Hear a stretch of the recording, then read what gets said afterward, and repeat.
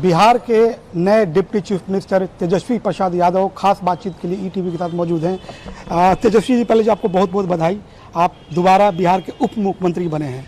आपकी जो प्रायोरिटीज़ क्या होंगी? प्रायोरिटीज़ नई सरकार बनी है। सबसे पहले तो मुख्यमंत्री जी आदरणीय श्री नीतीश कुमार जी का जो निर्णय लिया है, हम लोग सब लोगों ने स्वागत किया, समर्थन किया और मजबूती के साथ मिलकर के काम करेंगे। और प्रायोरिटीज़ पढ़ाई, दवाई, कमाई, सिंचाई, सुनवाई और कार्रवाई वाली सरकार देने का होगा। जहाँ जिस मुद्दे को हम लोग लेकर के चले थे वो तो है ही, लेकिन ऑल राउंड डेवलपमेंट, गति आए, रिजल्ट्स निकले, समस्या का समाधान हो, उस दिशा में हम लोग काम करेंगे। बिहार के लोग ये जानना चाहते हैं कि ये अचानक से ये बिहार का जो घटनाक्रम कैसे बदला? अब बदला वो तो सब लोगों ने देखा और आप लोग तो 24 आवर्स रिपोर्टिंग कर ही रहे थे, किसी से छुपा नहीं है।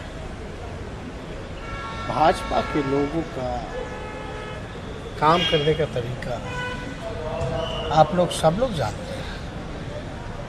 काम करने कहाँ देते हैं? नीतीश कुमार जी पर भारी दबाव था, उनके पार्टी को तोड़ने की साजिश थी, उन्होंने बताया सारी बात। और देश के हालात को देखते हुए हम लोगों ने निर्णय लिया, ये घटनाक्रम है। तो ये जो घटनाक्रम बदला, तो ये जाहिर सी बात है कि पहले नीतीश जी ने आप लोगों को अप्रोच किया, तो जब अप्रोच किया, आप एक बात समझिए, जो हुआ सबके सामने हुआ। उनकी बैठक हुई, हमारी बैठक हुई, राजभवन गए, राजभवन से हमारे यहाँ आए, हम उनके यहाँ गए, फिर राजभवन गए। यही घटनाक्रम ये तो जान ही नहीं, तो आप इसमें क्या जानना चाहते हैं? भाजपा के जो लोग हैं वो बोल रहे हैं कि हम लोगों ने कोई धोखा नहीं दिया और ना नीतीश जी की पार्टी को तोड़ने की कभी उन्होंने कोशिश की, और उन्होंने नीतीश जी पर आरोप लगाया कि भाई क्या छोड़कर आप आए थे। वो भाजपा वाले बड़का जूता पार्टी है और कुछ हमको कहना ही नहीं।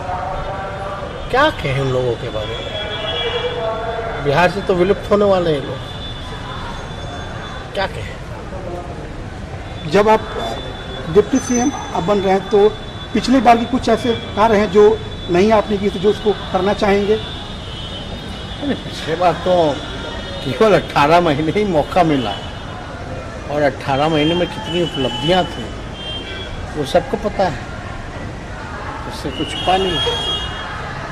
अब तो मिलकर के काम करना है तो मजबूती के साथ काम करेंगे और जितना बल है, क्षमता है, उससे ज़्यादा कोशिश करेंगे। अब तो ये स्पष्ट है कि आप लोग 2024 और 25 में नीतीश जी के साथ ही लड़ेंगे।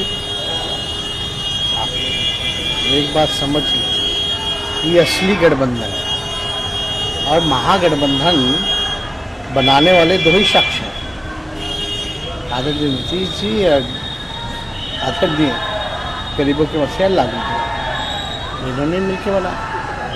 आज तो अच्छी बात है कि महागठबंधन का नेतृत्व कर रहे हैं, इससे खुशी की बात क्या हो सकती है?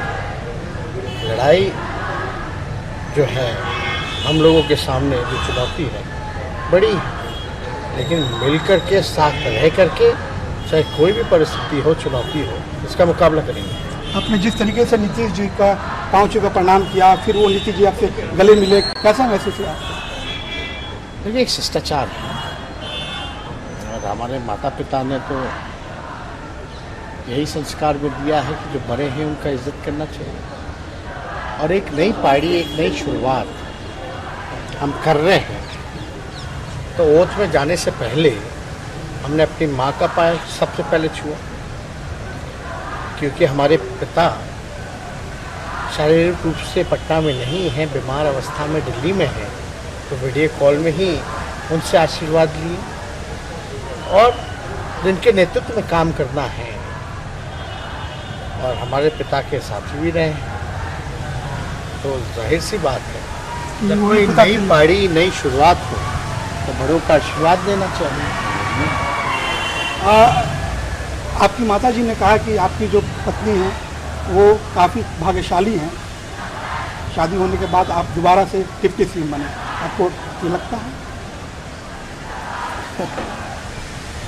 देखिए, हम लोग इस पे क्या हम बोल रहे हैं, अब इस पे और कोई बोलता है तभी अच्छा लगता है।